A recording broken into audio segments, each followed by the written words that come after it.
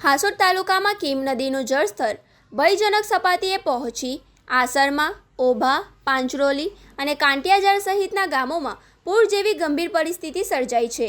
રાજ્યના જળસંપત્તિ મંત્રી ઈશ્વરસિંહ પટેલે શુક્રવાર સ્થળ પર પહોંચી અસરગ્રસ્ત વિસ્તારોની મુલાકાત લીધી હતી. મંત્રીએ પાણી ભરેલા વિસ્તારોમાં જાતે ટ્રેક્ટર ચલાવી લોકોની વચ્ચે પહોંચ્યા હતા અને તેમની સમસ્યાઓ જાણી હતી. આ મુલાકાત દરમિયાન પ્રાંત અધિકારી ભવદીપસિંહ જાડેજા, મામલતદાર રંજીત મકવાના અને પોલીસ ઇન્સ્પેક્ટર નયન વસાવા સહિતના અધિકારીઓ ઉપસ્થિત રહ્યા હતા. મંત્રીએ તંત્રને સ્પષ્ટ સૂચના આપી હતી કે અસરગ્રસ્તો માટે રહેવા, જમવાની તાત્કાલિક વ્યવસ્થા કરવામાં આવે અને બોટ તથા NDRFની ટીમોને સ્ટેન્ડ બાય રાખવામાં આવે. વહીવટીતંત્ર દ્વારા સતત નજર રાખી લોકોનો સતર્ક રહેવા અપીલ કરવામાં આવી છે. ઉપરવાસમાં ભારે વરસાદના કારણે કીમ નદીના પાણી હાસોટ પંથક તરફ વળ્યા હતા. આજે સવારથી અંકલેશ્વરથી સુરતને જોડતા સ્ટેટ હાઈવે પર સાહોલ અને વડોલી ગામ વચ્ચે નદીના પાણી ફરી વળતા વાહન વ્યવહાર પ્રભાવિત થયો છે. કોઈ અનિચ્છનીય ઘટના ન બને અને કોઈ વ્યક્તિ જોખમી રીતે રસ્તો ન ઓળંગે તે માટે પોલીસ કાફલો તૈનાત કરવામાં આવ્યો છે.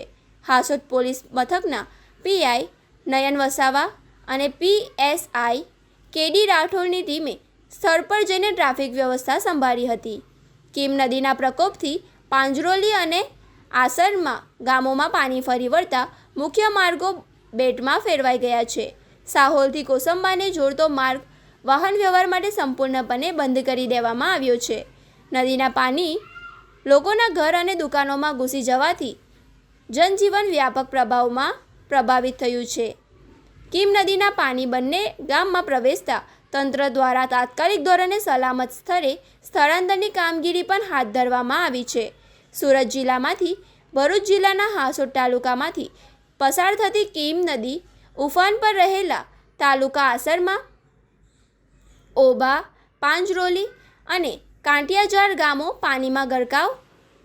સાહોલ કોસંબા માર્ગ બંધ થઈ ગયો છે.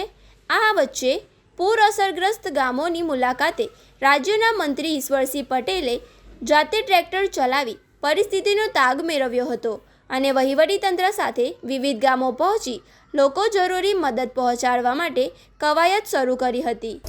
ગઈકાલે વાત કરીએ, ગઈકાલે અંકલેશ્વરની અંદર 6 ઇંચથી પણ વધુ વરસાદ વરસવાને કારણે અને સિઝનનો કુલ 22 ઇંચ જેટલો વરસાદ વરસી રહ્યો છે. એને લઈને જે કીમ નદી છે એનું ઉદ્ગમ સ્થાન જે છે એ નેત્રંગથી છે અને નેત્રંગ તાલુકો, વાલિયા તાલુકો, માંગોળ તાલુકો અને હાસોટ તાલુકો આમ મળીને ઉપરવાસમાં જે વરસાદ પડે છે ટોટલી પાણી એ કીમ નદીમાં આવ્યું છે. અને આંબલી ડેમ પણ છલકાવાને કારણે ત્યાંના દરવાજા ખોલવાના કારણે આજે કીમમાં પૂરની પરિસ્થિતિ સર્જાય છે. એમાં સરકારી ટીમ પણ SDM શ્રી, મામલતદાર શ્રી અને TDO શ્રી તેમજ પોલીસ ઇન્સ્પેક્ટર પણ આ સ્થળની મુલાકાત લઈને જે લોકો ફસાયા હતા એમને સલામત સ્થળે લાવીને પોતાને પીવાના પાણીથી લઈને જમવાની વ્યવસ્થા પણ સરકાર દ્વારા કરવામાં આવી છે અને સાથે સાથે સ્વૈચ્છિક સંસ્થા દ્વારા પણ કરવામાં આવી રહી છે.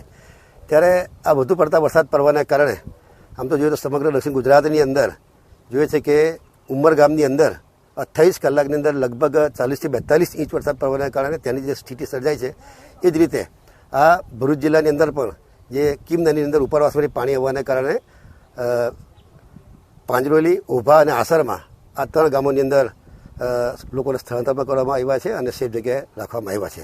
સરકાર પણ આ બાબતે કટિબદ્ધ છે અને અનિચ્છનીય બનાવ ન બને એના માટે આ રસ્તો બંધ કર્યો. ત્યાં પોલીસ દ્વારા લોકોને અવર જવર કરવા માટેનું પણ બંધ કરીને લોકોને સલામત સ્થળે લઈ જવામાં આવ્યા છે.